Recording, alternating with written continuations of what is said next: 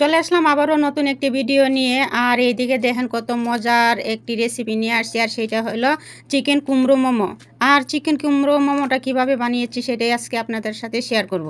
তো ফ্রেন্ডস, আসসালামু আলাইকুম। সবাই কেমন আছেন? আশা করি সবাই ভালো আছেন। আপনাদের দোয়াতে আলহামদুলিল্লাহ আমরাও সবাই ভালো আছি। চিকেন কুমড়ো মোমো বানানোর জন্য প্রথমে আমার লাগবে মিষ্টি কুমড়ো। আর এই দেখেন বন্ধুরা, আমি কিন্তু এখানে পাকা এক পিস মিষ্টি কুমড়ো নিয়েছি।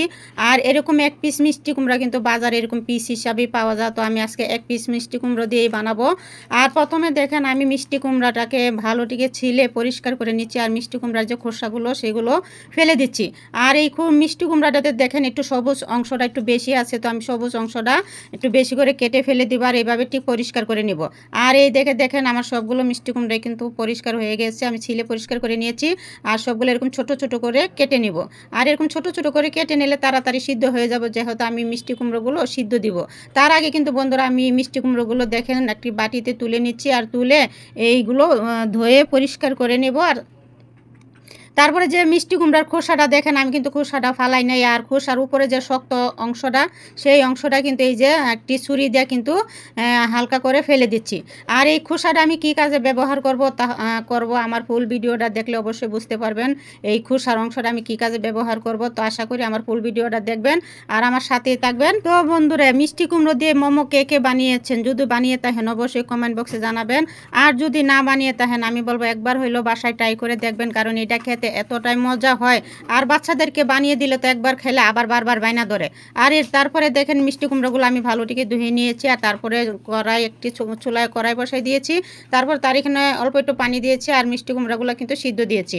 আর এইদিকে দেখেন আমার কিন্তু মিষ্টি কুমড়োগুলো সিদ্ধ হয়ে গেছে। আর কীভাবে বুঝবেন? এই দেখেন একটা চামচ দিয়ে আমি যে চাপ দিচ্ছি, চাপ দিলে কিন্তু এগুলো গলে এলে যাচ্ছে।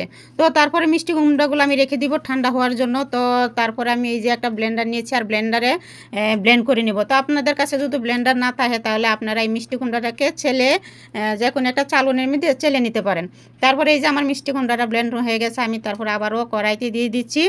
আর মিষ্টি কুমড়োর মোমো বানানোর জন্য এই যে দেখেন আমি 1 কাপ চাউলের গুঁড়া নিয়েছি, আর 1 কাপ ময়দা নিব। তো বন্ধুরা, চাউলের গুঁড়ার ময়দাটা দিলে এটা খেতেও কিন্তু ভালো লাগে। আর ময়দাটা শুধু দিলে একটু নরম হয়ে যায়, চালের গুঁড়াটাও দিলে একটু শক্ত হয়ে যায়। এই জন্য আমি চাউলের গুঁড়ার ময়দাটা একসাথে মিশিয়ে দিয়েছি। তারপর আবারও চলে আসলাম চুলায়, আর এসে ওই যে মিষ্টি কুমড়াটা ব্লেন্ডার করেছিলাম সেটা বসা দিয়েছি। আর তার মধ্যে বন্ধুরা একটু লবণ দিয়েছি, আর একটু চিনি দিয়েছি। তো আপনারা চিনিটা চাইলে দিতেও পারেন, নাও দিতে পারেন, যদি বলেন যে না আমি মিষ্টি দিব না, যেহেতু মিষ্টি কুমড়াটা কিন্তু এমনিতে অনেক মিষ্টি হয়। আর আমি একটু মিষ্টি দিয়েছি কারণ আমার আম্মাজানরা মিষ্টি একটু পছন্দ করে। আর তার মধ্যে দিয়েছি একটু ফুড কালার, একটু কালার হওয়ার জন্য। আর তার মধ্যে দিয়ে দিয়েছি 2-3টা এলাচ, একটু গ্রান হওয়ার জন্য। তো এলাচটি আমি পরে ফেলে দিব।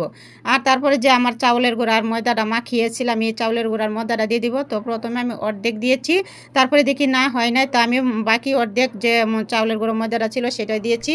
চুলার আগুনটা মিডিয়াম করে রেখেছি। আর এইদিকে দেখেন আমি ডোটা তৈরি করে নিয়েছি। আর ডোটা কিন্তু একদম শক্ত করবেন না, এই যেভাবে হাত দিয়ে দেখবেন হয়েছে কিনা।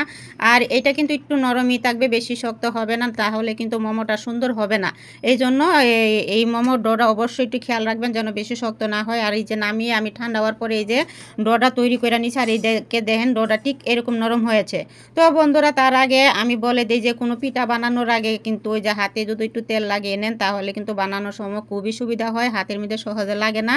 আর আমি এই যে এইভাবে হাতের মধ্যে একটু তেল লাগিয়ে একটু নিয়ে নিয়েছি। তো বেশি বড় বানাবো না, মিডিয়াম সাইজের বানাবো। এই জন্য মানে আপনারা এটা পরিমাপ করে বানাবেন, যতটুকু বড় সাইজ বানাবেন এরকম ডোটা নিয়ে নেবেন। আর আমি যেহেতু মিডিয়াম সাইজের বানাবো এই জন্য অল্প মানে বেশিও না কমও না, এরকম আন্দাজে নিয়েছি। তারপরে আরেকটি কথা বলি বন্ধুরা, এটা হলো মুরগির মাংসের ভর্তা। তো এই মুরগির মাংসের ভর্তাটা কিন্তু আমার পেজে দিয়েছি, আমি কিভাবে বানিয়েছি আপনারা যদি দেখতে চান তাহলে অবশ্যই আমার পেজে ঢুকে ঘুরে দেখে আসবেন। আর এইদিকে দেখেন আমি সবগুলো মোমোই কিন্তু বানিয়ে নিয়েছি। আর মিষ্টি কুমড়ার মতো দেখা যাওয়ার জন্য এই যে তো আমি একটি চামচ নিয়েছি, আর চামচের যে নিচের অংশটা সেই অংশটা দিয়ে এই যে ঠিক এভাবে হালকা করে করে রেখ দিয়ে দিব। আর এই যে হয়ে গেল আমার বেবি মিষ্টি কুমড়া। আর মিষ্টি কুমড়ার খোসাটা যে আমি কেটেছিলাম ছোট ছোট করে, আপনাদেরকে বলেছিলাম যে আমি ভিডিওতে এটা পরে দেখাবো। তো বন্ধুরা, এই যে আমি মিষ্টি কুমড়ার বোটা দিয়ে দিলাম, আর এখন হয়ে গেল আমার চিকেন মিষ্টি কুমড়ো মোমো। তো বন্ধুরা, চিকেন মিষ্টি কুমড়ো মোমোটা কেমন হয়েছে